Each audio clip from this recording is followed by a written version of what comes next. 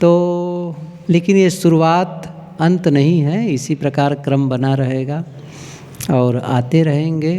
क्योंकि ये ईश्वर भाई और गीता बेन को भी याद है, पहली बार जब आए थे वहाँ बैठे थे जहाँ पत्थर लगा है, और संजोग से मैं था उस दिन, पहली दिन आए थे किसी के कहने पर, और पहला ही दिन आना था और बस एक प्रवाह बन गया आने का। और वो जानते हैं कि सत्संग से जुड़ने का जीवन में कितना अंतर आया, और उसका लाभ वो लोग दिन दिन महसूस करते हैं, और उनके परिवार के लोग भी समझते हैं कि ये आश्रम जाते हैं तो इनके जीवन में एक कहना चाहिए लोगों की दृष्टि से एक छोटी आमदनी के बावजूद ये लोग आराम की ज़िंदगी जीते हैं। असली बात है। कल रात में भी मैं सत्संग में गया था तो वहाँ भी मैंने ये बात कही थी कि आप कोई बड़ा मकान बना लेते हैं और बड़ी गाड़ी खरीद लेते हैं, लेकिन महत्वपूर्ण क्या है? देखो, बड़ा मकान हो कि छोटा मकान हो, काम तो दोनों वही होता है। छोटे मकान वाला भी कहीं एक जगह सोता है, कहीं एक जगह बैठकर भोजन करता है, कहीं एक जगह लोगों से मिलता जुलता है, कहीं एक जगह जाकर के स्नान करता है। बड़े घर वाले तो वही करते हैं, जो छोटे घर वाले कर लेते हैं वही बड़े घर वाले भी करते हैं। मैंने ये भी कहा कि किसी का 1-1.5 करोड़ की गाड़ी हो और सूरत से बड़ौदा जाना हो वो भी पहुँचेगा, और जिसकी 10 लाख की गाड़ी हो वो भी पहुँचेगा। दोनों पहुँच गए तो दोनों पहुँच गए तो बराबर हो गए। महत्वपूर्ण यह है कि बड़े मकान या बड़ी गाड़ी हो। आप बड़ी गाड़ी में बैठे तो कैसा महसूस कर रहे थे, बड़े मकान में रह कर के कैसा महसूस कर रहे थे, ये महत्वपूर्ण है। जैसे वो बात ऐसा नहीं कि केवल आप लोगों के लिए हो नियम, नियम तो हम लोग के लिए भी है, नियम तो सबके लिए है। हमारे लिए नियम है क्या है? हमारे लिए नियम है कि भाई छोटा आश्रम है कि बड़ा आश्रम है। हम जानते हैं, हम लोग जानते हैं कि हमारे आश्रम से भी बहुत बड़े बड़े आश्रम वाले हैं, जहाँ मैं गया देखा, और उनके आश्रम को यदि देखें जाने तो ऐसा लगेगा चींटी के सामने एक कीड़ी, एक छोटी सी हाथी के सामने एक चींटी रख दिए हों। जैसे उनका हाथी के समान आश्रम और हमारा छोटा सा आश्रम, तो ऐसे भी हैं। लेकिन ये भी सच है, बहुत छोटे आश्रम हमारे आश्रम से भी ऐसे भी देखे हैं, जो हमारे आश्रम को देख कर अरे इतना बड़ा आश्रम। तो हम लोग यदि बड़े आश्रम में रहते हैं, इसका क्या फ़ायदा होने वाला है? कुछ नहीं, एक कमरा है, रह लिए, बस कहीं जाके भोजन कर लिए, बस इतना ही तो काम होना है, कहीं बैठ के सत्संग कर लिए। महत्वपूर्ण क्या है? इस आश्रम में रह कर के मैं कैसा महसूस करता हूँ? क्या मैं प्रसन्न हूँ? क्या मैं साथियों के साथ में आपस में प्रेम से रहता हूँ? ये महत्वपूर्ण है। बड़ा आश्रम हो, बड़ा मकान हो, परिवार में कलह है, दुख और अशांति है। व्यक्तिगत जीवन में भी देखो तो बीमारी से जूझ रहा है, तनाव की गोली खा रहा है, बिना गोली खाए नींद नहीं आती है, तो फिर वो बड़ा मकान और बड़ी गाड़ी करेगा क्या? कीमती कपड़े करेंगे क्या? शरीर पर बहुत से सोने चांदी के ऑर्नामेंट हो, गहने हो, दागीना हो, लेकिन मन जल रहा है, तो फिर वो सोने और हीरे के जवाहरात क्या काम आने वाले हैं? कपड़े हैं, सोने चांदी नहीं है शरीर पर, मन प्रसन्न है, पति पत्नी प्रेम से हैं, पिता पुत्र आनंदित हैं, सास बहू एकदम खुश, दोनों, वो असली चीज़ है। तो महत्व इसको देना है। रही बात संबंध की शुरुआत, गुरुदेव जी कहा करते थे विवाह शादी से गृहस्थी की शुरुआत होती है। पहले भी थे, घर में ही थे, लेकिन अब गृहस्थी की शुरुआत विवाह से। तो विवाह है क्या? विवाह है, गुरुदेव जी कहा करते थे विवाह विशिष्टम वहनम, विशिष्ट ढंग से वहन करना, ये विवाह है। वहन का मतलब होता है ढोना, वाहक, वहन करने वाला। लेकिन यहाँ ढोना अर्थ नहीं है, यहाँ है निभाना। पति पत्नी एक दूसरे को निभाएं, पति पत्नी को और पत्नी पति को निभाना।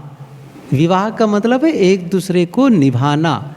और विवाह का जब निभाने का अर्थ क्या होता है, एक दूसरे की उन्नति में सहयोगी बने, एक दूसरे की प्रसन्नता में सहयोगी बने, प्रगति में सहयोगी बने, एक दूसरे को आनंद कैसे मिले इसके बारे में।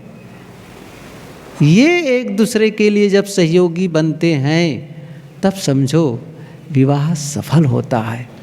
और ये आजकल जैसा कि सामाजिक की स्थिति है, समाज की स्थिति है, दो प्रकार की शादियां होती हैं, संबंध बनते हैं। एक होता है प्रेम विवाह और दूसरा है अरेंज मैरिज जिसे कहते हैं।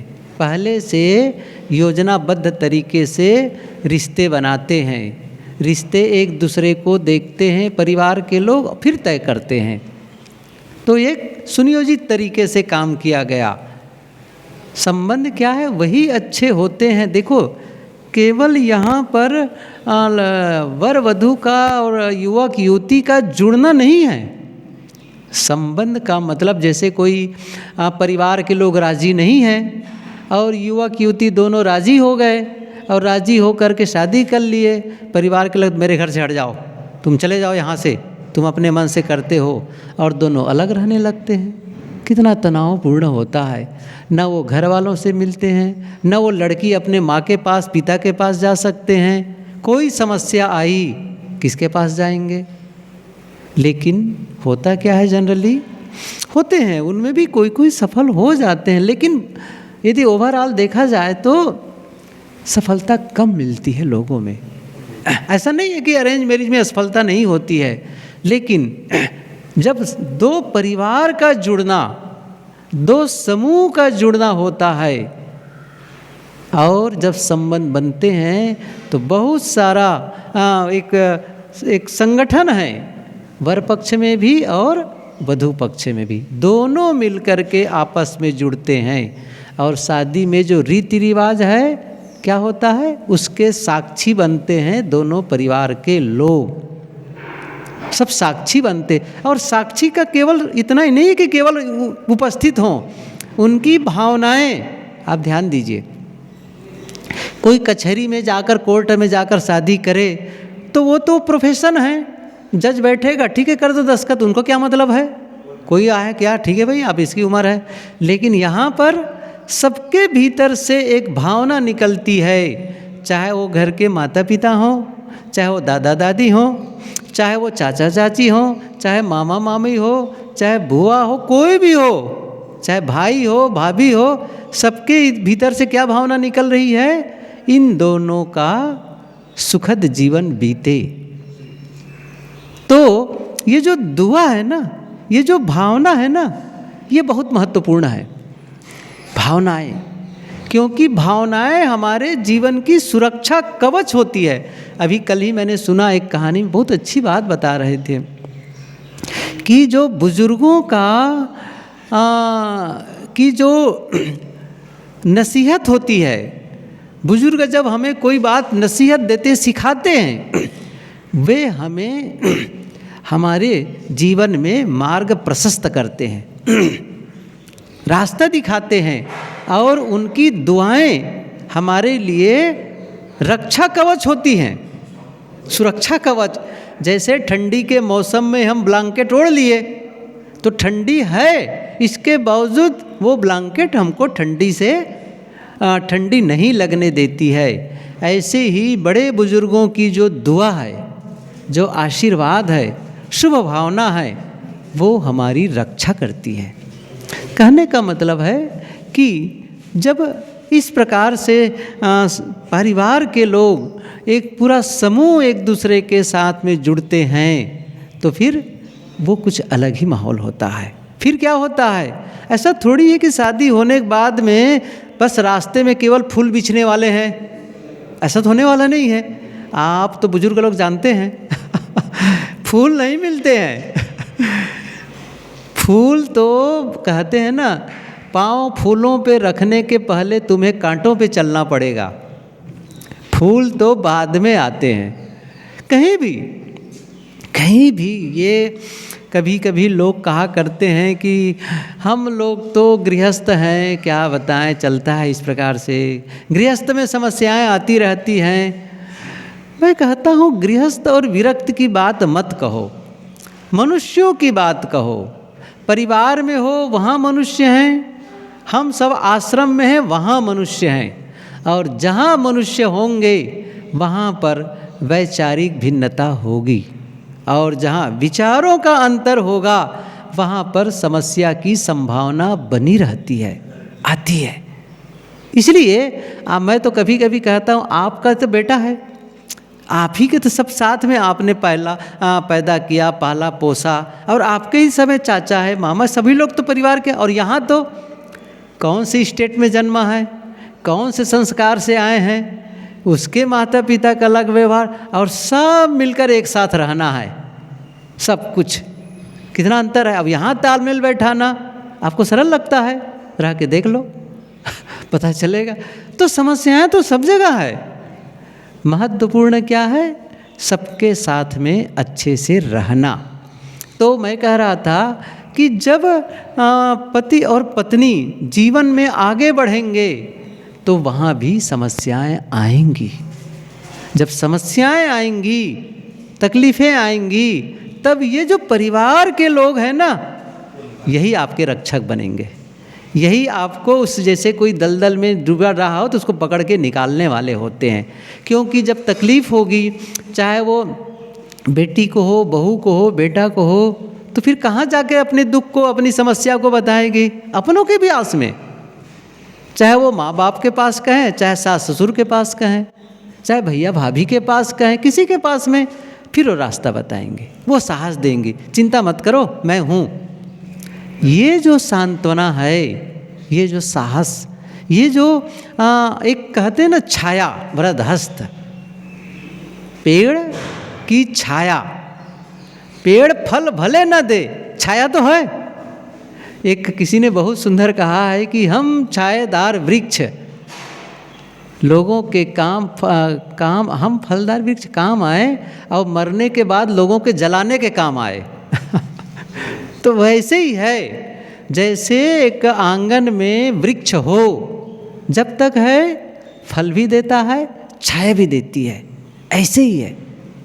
घर के सदस्य अपने के अपने, चाहे वो माता पिता के रूप में हो, किसी के रूप में हो, उनका संरक्षण, उनका वरद हस्त, उनकी उपस्थिति, कोई है, आप समझिए इस चीज़ को, कोई है, ये महसूस करना।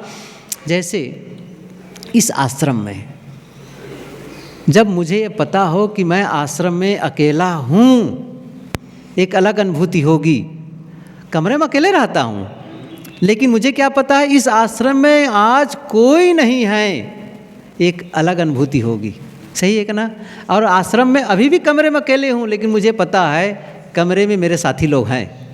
सही है ना? ऐसा नहीं कि रात में आकर उसको सहयोग करने वाले हैं, नहीं, लेकिन इतनी जानकारी, इतना ये महसूस करना कि कमरे में हैं, बस ये कितना बड़ा अंदर में शक्ति देता है, कितना बड़ा विश्वास है।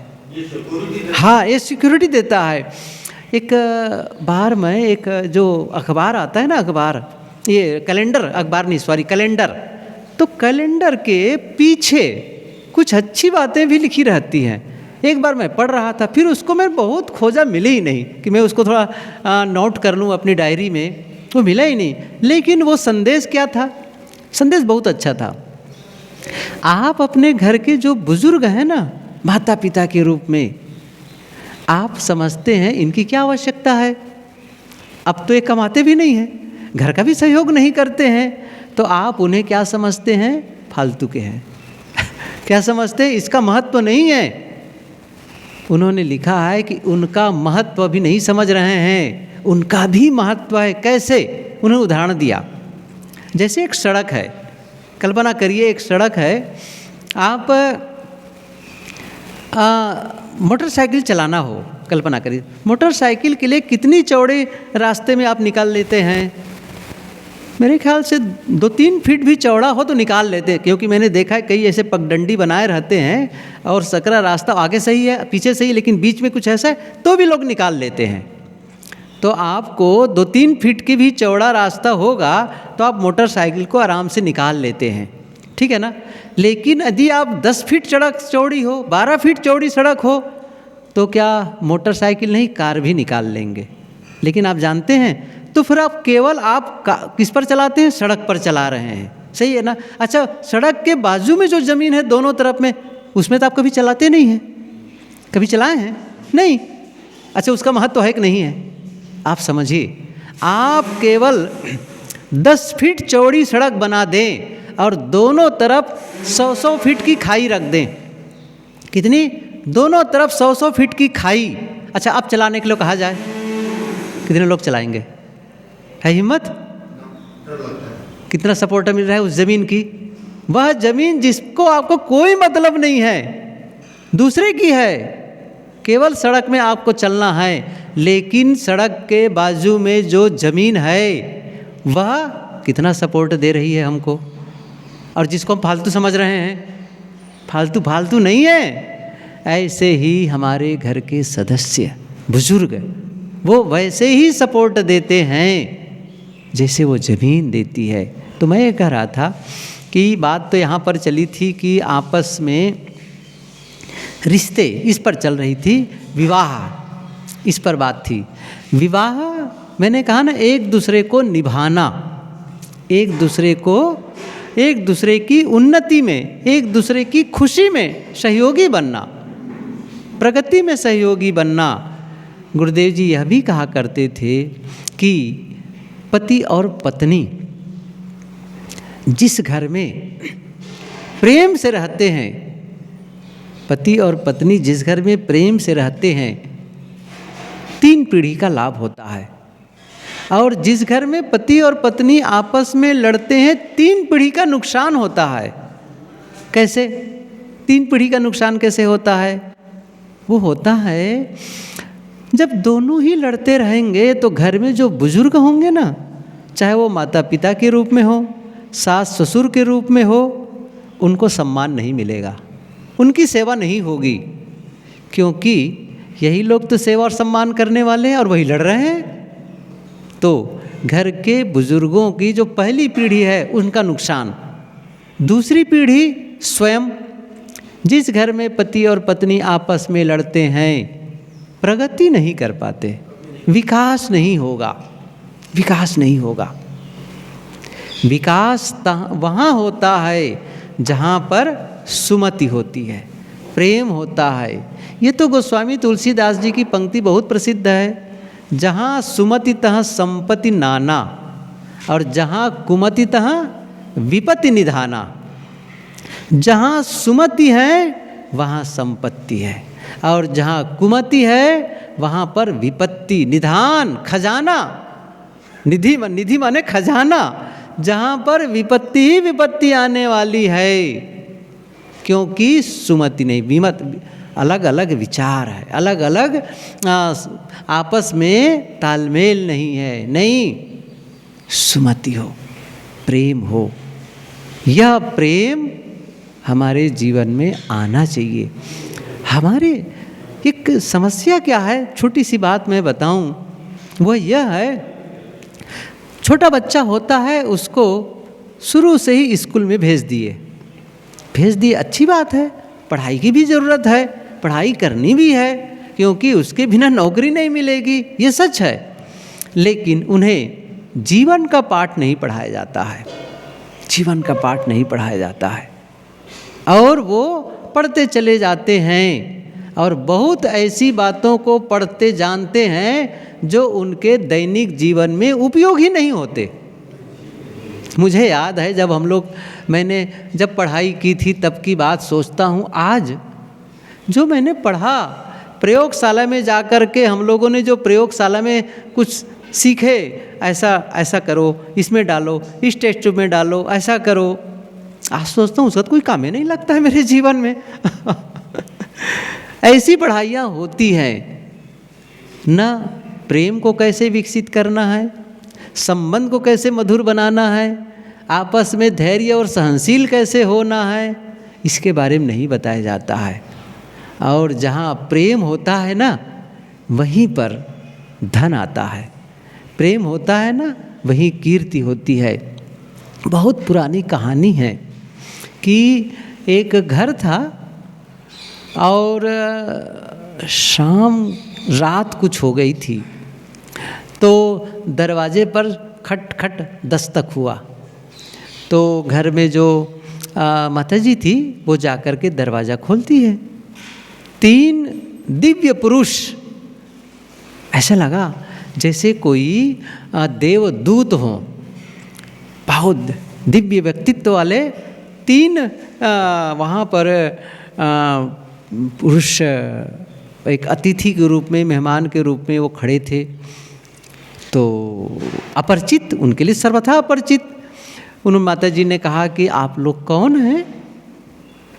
उन्होंने कहा कि परिचय दिया कि मैं प्रेम हूँ और मेरे बाजू में है वो है धन है, दौलत, धन है, और फिर इधर जो मेरे बाजू में है वो है यश, यश कीर्ति। अच्छा ठीक है, तो फिर आइए अंदर, वेलकम है। तो फिर उन्होंने क्या कहा, नहीं, हम में से कोई एक जाएगा, हम में से कोई एक जाएगा। आप चाहो तो घर वालों से बात करके आ जाओ।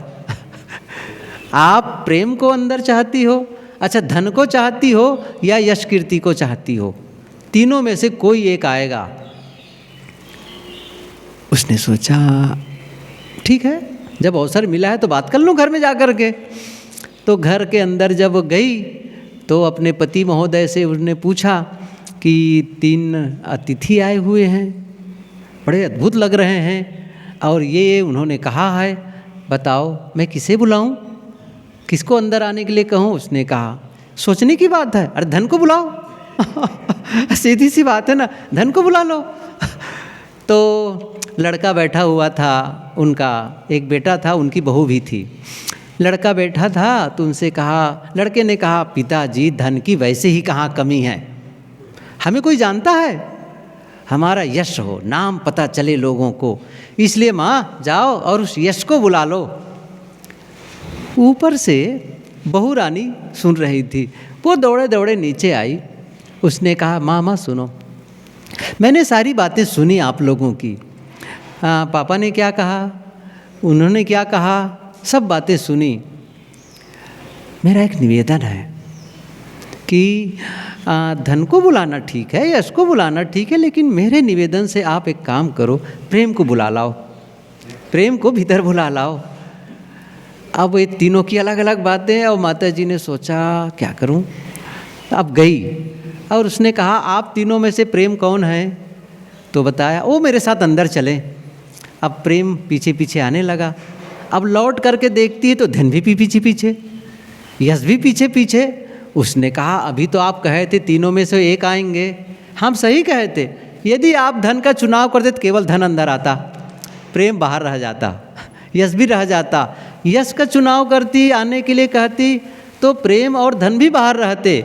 चूँकि आपने प्रेम को चुनाव किया है, और जिसने भी सलाह दी है उनको धन्यवाद है।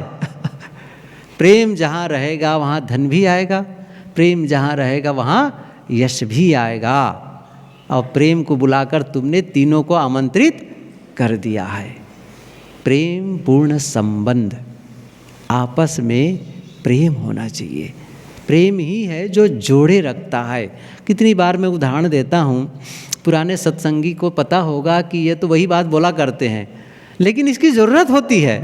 ज़रूरत इसलिए होती है, रोज़ भोजन की ज़रूरत होती है। अब आप कहो रोज़ तो यही रोटी खाते हैं, अच्छा बंद कर दो रोटी खाना। रोज़ वही पानी पीते हैं, अच्छा बंद कर दो पानी पीना, पता चल जाएगा। तो मैं क्या कहता हूँ, जब ये ईंट पर ईंट रखते चले जाते हैं दीवार बनाते समय, ईंटों के बीच में आप क्या डालते हैं? गारा, सीमेंट और बालू का। यदि वो गारा न डालो तो क्या होगा? ईंटों में मजबूती ही नहीं आएगी, पकड़ ही नहीं बनेगी, ईंटें जुड़ेंगे ही नहीं। ऐसे ही मनुष्य, जैसे ईंटों को जोड़ने के लिए सीमेंट और बालू का गारा, वैसे ही मनुष्यों को जोड़ने के लिए प्रेम और विश्वास का गारा होता है। जब सीमेंट कमज़ोर हो जाता है तो ईंटें बिखरने लगती हैं। प्रेम जब कमज़ोर हो जाता है ना तो मनुष्य बिखरने लगते हैं, ये नियम है। और प्रेम का मतलब, प्रेम वैसे ही है जैसे पौधे को सींचना। अभी हमारे साथी लोग कल परसों फूल लगाए हैं, तो अगले दिन सींचे, कल भी सींचे, आज भी सींचेंगे। जब पौधों को सींचते रहो तो हरा भरा बना रहता है, फूलता फलता है। और जैसे ही पौधे को सींचना बंद कर दो, कुम्हलाने लगता है, मुरझाने लगता है। प्रेम को भी सींचना पड़ता है। जब प्रेम को सींचना बंद कर देते हैं तो क्या होता है? वो भी कुम्हलाने लगता है, मुरझाने लगता है। कैसे पता चले कि प्रेम कुम्हला रहा है? कैसे पता चले? कहाँ किसी ने पढ़ाया नहीं है, जीवन पढ़ाता है, जीवन संकेत करता है। लेकिन जीवन की पढ़ाई तो हुई नहीं है, प्रेम की पढ़ाई तो हुई नहीं, प्रेम को तो विकसित किया नहीं गया है। कैसे काम करेंगे? जीवन संकेत भेजता है। संकेत क्या है? आपस में गुरुदेव जी कहते थे, जब आपस की हंसी चली जाती है और आपस की बातचीत बहुत कम होती है, समझ लो प्रेम मुरझा रहा है। सींचो सींचो। पति पत्नी बैठ करके देर तक बातें करते रहते हैं और हंस हंस के बातें करते हैं, इसका मतलब है प्रेम की धारा बह रही है, बह रही है। सही है? पिता पुत्र, भाई भाई, सास बहू देर तक बातें करते हैं, विषय खत्म ही नहीं होता है, बातें चल रही है चल रही है। अच्छा, इतना समय हो गया, पता नहीं चलता है। लेकिन जब घर में तनावपूर्ण माहौल होता है, पत्नी दूसरी तरफ मुंह फुलाई है अब पति दूसरे तरफ मुंह फुलाए हैं, बातें नहीं हो रही है। कैसा बीतता है समय, समझ रहे हैं ना? अच्छा, अनुभव तो सबको है, मुझे क्या पता अनुभव सबको है। किसके घर ऐसा नहीं होता है? ऐसा लगता है क्या हो गया, ऐसा लगता है वजन वजन लगता है, ऐसा लगता है घर में बड़ा गंभीर स्थिति आ गई है। अच्छा, पहले बहुत मस्तर थे, आज क्या हो गया है पता नहीं, वो बोले नहीं रहे क्या हो गया है अब उनके शब्द ही ढूंढने लगे हुए हैं। क्या करना है? अब प्रेम को सींचो, पुनर्स्थापना, चाहे जैसे तरीका अपनाओ, बातचीत को फिर से जारी कर दो। कैसे करो? मैं नहीं जानता कैसे करते हैं, लेकिन एक विनोद है, एक मजाक है। पति पत्नी दोनों बड़े प्रेम से रहते थे, एक दिन दोनों में पता नहीं किसी बात को लेकर के तन गई। हो ही जाता है, जहाँ आपस में रहते कुछ तो होता है। कुछ लोग कहते हैं लड़ाई झगड़े में भी प्रेम बढ़ता है थोड़ा थोड़ा होना चाहिए बीच बीच में, ये मैं नहीं जानता, आप लोग जानो उसको लेकिन कई बार लड़ाइयाँ जो होती हैं ना, वो थोड़ा लंबा हो जाता है और नुकसान करता है। तो दोनों आपस में बातचीत बंद। कमाल है कि नहीं है? एक ही घर में रहेंगे, बातचीत नहीं करेंगे, एक ही कमरे में रहेंगे, बातचीत नहीं करेंगे, और एक ही कमरा नहीं, एक ही बिस्तर पर दोनों सोएंगे। एक पूरा तरफ मुंह फुलाए हैं और दूसरे पश्चिम की तरफ। सोचो, यही तो दुख है, यही तो नरक है। तो दोनों की बातचीत बंद। एक दिन, 2 दिन, 4 दिन, सप्ताह बीत गए, पति परेशान, अब बात कौन शुरू करे? बड़ी हैरानी, कहे मेरी थोड़ी गलती है, वो कहे मेरी थोड़ी गलती है, वो शुरू करें, वो क्षमा मांगे, वो सॉरी कहें बड़ा झंझट, और इसी में समय बीतता चला जा रहा है। पति बड़े परेशान था, कैसे शुरू करें, समझ ही नहीं आ रहा है। एक दिन 11 बज गए थे, रात में 11 से ज़्यादा बज गए थे। वो उठा, कुछ ढूंढने लग गया। बिस्तर खाट थी और उसके नीचे वो कुछ ढूंढ रहा था। अब ढूंढ रहा था, वो सोई हुई थी। जब उसकी आवाज़ आई खटपट की तो नींद खुल गई। अब चूंकि बोलती बंद है तो कैसे पूछे क्या खोज रहे हो? वो भी नहीं बोल रहे हैं, ढूंढे चले जा रहे हैं, ढूंढे चले जा रहे हैं। अब देर तक हो गया तो ऊपर सोए सोए नींद तो आ नहीं रही है और ये परेशान कर रहे हैं। उसने ज़ोर से कहा क्या खोज रहे हो? पति ने कहा मिल गया मिल गया मिल गया। क्या मिल गया?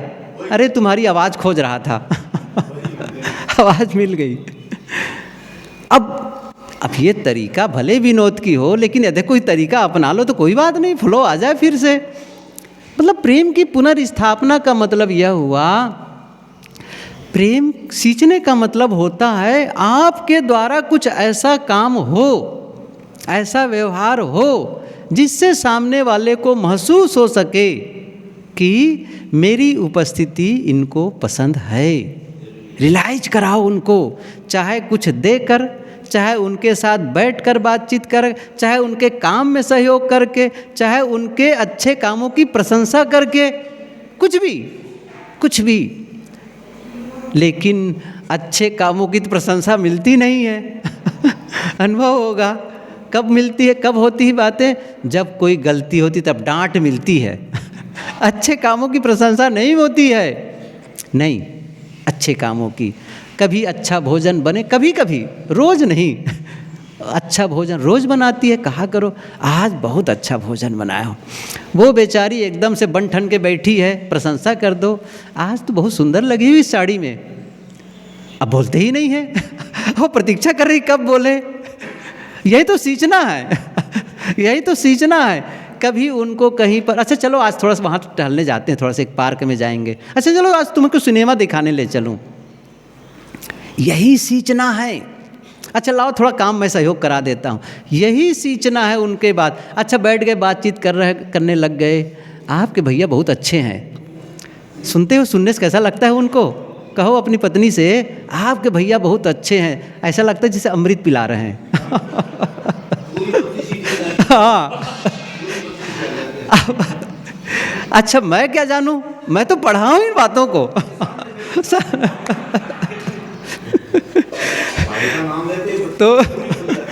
तो फिर उनकी प्रशंसा करो, उनके घर वालों की, उनके जहाँ जन्मे हैं वहाँ की। यहाँ तक कह दो कि तुम्हारे घर के सामने जो पेड़ है ना बड़ा सुंदर है, वो खुश हो जाएगी। लेकिन आप तो प्रशंसा करते नहीं हैं, तो काम नहीं बनेगा। ये सींचना है, मैं क्या बता रहा हूँ, ये सींचना है। उनको सींचो, उनके अच्छे कामों की प्रशंसा करो। कोई अच्छा कर दे तो बस प्रशंसा करो, लेकिन क्या प्रशंसा करना, अपने ही तो हैं। कितनी बार मैं उदाहरण दिया करता हूँ, आप रास्ते में जा रहे हो, ऐसी जगह जा रहे हैं, मान लो आपका एक छोटा सा रुमाल गिर गया नीचे, और पीछे कोई एक लेडी आ रही है, उसने कहा उठाकर, भैया भाई साहब ये आपका रुमाल गिर गया। आप रुमाल लेते हुए आएंगे लेने के लिए, क्या कहेंगे? Thank you so much. क्या कहेंगे? धन्यवाद धन्यवाद, ये तो कहेंगे ना। अच्छा मान लो वो कल्पना करो घर में रुमाल गिर गया और आपकी श्रीमती ने दिया, उस समय मुंह को लकवा मार जाता है। वो बोलेंगे ही नहीं। अच्छा क्यों बोलने का उनको, वो तो उनका काम है देना। अरे नहीं, सींचो आपस में। ऐसे ही जब कोई घर का मालिक या पुरुष हो, युवक हो, बाहर से काम से आया, थका मांदा उलझा हुआ, और आपने मुस्कुरा कर एक गिलास पानी दिया, आओ बैठो, कैसे हो, बस केवल इतनी सी बातें कह दो, ये पोषण है। हमें भीतर को पोषण करता है, भीतर से। कितनी बार मैं कहता हूँ, जब कोई नया मकान बनाता है बताता हूँ नया मकान का मतलब क्या होता है। अभी ये विषय नहीं है, लेकिन क्या उसका लाभ है, कैसे उसको लाभ लेना चाहिए किसी मकान में रह करके। तो वो तो कहीं जब मकान के नया होता है, उद्घाटन होता है, कुछ होता है, बुलाते हैं, तब कहता हूँ, तो वो अभी नहीं बोलूँगा। लेकिन इतनी बात ज़रूर कहता हूँ, आप जानते हो, एक होता है शारीरिक पोषण, एक होता है भावनात्मक पोषण, और दूसरा होता है आध्यात्मिक पोषण। तो भावनात्मक, जब कोई आदमी बाहर से काम करके, यार छोटा बच्चा आया, देख करके दरवाजे पर पापा आ गए, दौड़ा और लिपट गया, पापा आ गए, पापा आ गए, आधी थकान खत्म। सही है कि नहीं? ये पोषण है। आधी थकान खत्म। और आपकी श्रीमती मुस्कुरा करके एक गिलास पानी लाई और दोनों सोफे में बैठकर बातचीत करने लगे, शेष वहीं खत्म। लेकिन यदि आपको पता चले जैसे घर जाऊंगा पत्नी तो मुंह फुलाई होगी, आपका पैर फूलने लगेगा। सही है ना? आपको ये पता चले कि घर में जाने पर वेलकम होने वाला है, आप आनंद से भर जाते हैं। लेकिन आपको पता चल जाए कि घर में जाऊंगा तो लड़ाई होने वाली है, जितना कम हो, कम समय घर में बस खाने के लिए जाऊं और बिस्तर पर पड़ जाऊं नहीं, वो ठीक नहीं है, वो ठीक नहीं है। रिश्ते ऐसे बनते हैं, फिर वो मकान छोटा हो, वो मकान बड़ा हो, शरीर में कपड़े कीमती हो कम कीमती हो, कोई फर्क नहीं पड़ता है। फर्क क्या पड़ता है? आपस के संबंध कैसे हैं। और ये संबंध को मधुर बनाने की जिम्मेदारी दूसरे की नहीं है, हमेशा ध्यान रखो, आपकी है, आपकी है। संबंध मधुर बने, ये ध्यान दो। वस्तु को महत्व मत दो, रिश्तों को महत्व दो। रिश्ते महत्वपूर्ण होते हैं, और रिश्ते हैं तो वस्तु तो आने ही है, उसमें क्या फ़र्क पड़ने वाला है। ठीक है, इसलिए इन बातों पर ध्यान दो। आपस का विश्वास और प्रेम का मतलब होता है, जिसको कबीर साहब जी ने कहा है ना, पोथी पढ़ी पढ़ी जगमुआ, पंडित भया न कोय, ढाई आखर प्रेम का पढ़े सो पंडित होए। प्रेम पाठ का चोलना पहिर कबीरू नाच, पानी दीन्हो तास को जो तन मन बोले साच। इसलिए हमें ऐसे प्रेम का मतलब है दूसरे के हित की चिंता, दूसरे के हित की चिंता। इसका मतलब है पति यह चिंता कर रहा है, मैं ऐसा कौन सा काम करूं जिससे मैं अपनी पत्नी को अधिक से अधिक आराम दे सकूं, अधिक से अधिक प्रसन्न रख सकूं। और यही चिंता पत्नी कर रही है, मैं ऐसा कौन सा व्यवहार करूं जिससे मैं अपने पति को अधिक से अधिक आराम दे सकूं और अधिक से अधिक उन्हें प्रसन्न रख सकूं। और यही बात भाई भाई में है, पति पत्नी में, यही बात पिता पुत्र में है, सास बहू में भी यही बात है। सास सोच रही है बहू को कितना प्रेम मतलब आराम मिले, प्रसन्नता मिले। बहू क्या सोच रही, मेरी सास को कितना आराम मिले, कितनी प्रसन्नता मिले। समझ लो यही प्रेम है। केवल इतना नहीं मैं तुमसे प्रेम करता हूँ, ये तो शब्दों का है, खेल है।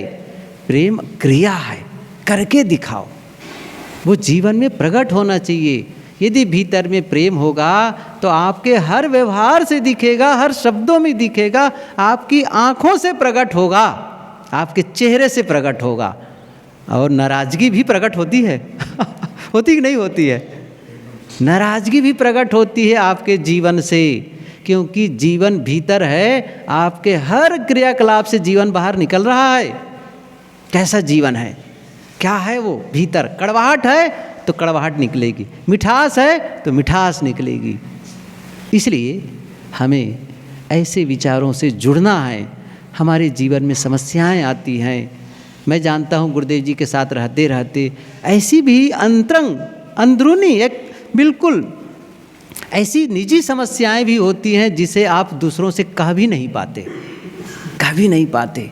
अपनों को कहने पर क्या होता है, उनको तनाव में डालना। जैसे वो एक लड़की है, ससुराल गई, अब कुछ ऐसी बातें हैं पति पत्नी में, कुछ ऐसी बातें हैं घर में, अब माँ को बताए, पिता को बताए, उनको तनाव में आ जाना है। सोचती कैसे इसको ठीक करें, तो क्या कहते हैं, कहीं ऐसी जगह हो जहाँ बताएं। और कई कुछ लोगों को बताने पर क्या होता है, वो अपने हमारी समस्या को दूसरी जगह बताएंगे, प्रचार प्रसार करेंगे। उनको तो मज़ा आता है, मज़ा आता है कि ये आदमी तकलीफ़ में है, मज़ा आता है। लेकिन ऐसी जगह भी जाना, ऐसे लोगों से भी जुड़ना जिन्हें ये विश्वास कर सको कि जहाँ हम अपनी समस्या बताएं तो हमारी समस्याओं को लोगों में प्रचारित नहीं होने वाली है और समाधान मिलने की संभावना है, क्योंकि तटस्थता है। आप कहीं अपनों को बताएंगे तो वहाँ तो मोह है, तो आप वाली बात कहेंगे, नहीं ऐसा करो वैसा करो, सही है कि नहीं है? या फिर उनके वाले से कहो, वो कहेंगे, वो अपना पक्ष लेंगे, सही है कि नहीं है? लेकिन ऐसी जगह जहाँ पर वो दोनों के प्रति समान प्रेम भाव रखता है तो दोनों की गलतियों को बताएंगे वो, और दोनों की अच्छाइयों को बताकर समाधान के लिए पहल करेंगे। इसलिए ऐसे संतों से जुड़ना, ऐसे सद्गुरु से जुड़ना, जहाँ हमारी व्यक्तिगत जीवन की समस्या को हम समाधान पा सकें, हमारे व्यवहारिक जीवन की, पारिवारिक जीवन की समस्या का समाधान पा सकें, और यहाँ तक चाहे वह अपने व्यावसायिक जीवन की समस्या का भी कई बार समाधान मिल जाता है, मिल जाता है। इसलिए अपनी समस्याओं जो आती हैं उसके लिए अच्छे लोगों से जुड़ना, सत्संग से जुड़ना, यह बहुत महत्वपूर्ण होता है। और हम आशा करते हैं कि एक अच्छे परिवार से संबंध, हम लोग तो इनको कितने साल हो गए, 18 साल से जानते, मुझे पता नहीं कि 18 साल कैसे बीत गए ऐसे बीत गए 18 साल से। तब तो जनक बहुत छोटा था और ऐसा करते करते बड़ा हो गया शादी योग्य हो गया और तब से आ रहा है। और इनको हम लोगों ने कितनी बार कहा भी है, ठीक से कहा है, ऐसा नहीं कि नहीं डांटे हैं, उनको भी डांट मिली है। तो आशा को भी आशा करनी चाहिए कि डांट मिल सकती है लेकिन डांट यूँ ही नहीं, जब कोई बात आई तब। बाकी तो सभी संतों का आशीर्वाद है, प्रेम है कि आप लोगों की गृहस्थी सुखद हो और दोनों परिवार आपस में प्रेम पूर्ण संबंध वाले हों और एक दूसरे के सहयोगी बने। यही शुभकामना आप सबके प्रति है। अब तो ये शुरुआत है, तो छोटी थोड़ी बातें मैंने कही है और आते रहेंगे और इन विषयों पर और विस्तार से हम लोग चर्चा करते रहेंगे। ठीक है, इस समय विराम। साहेब बंदगी।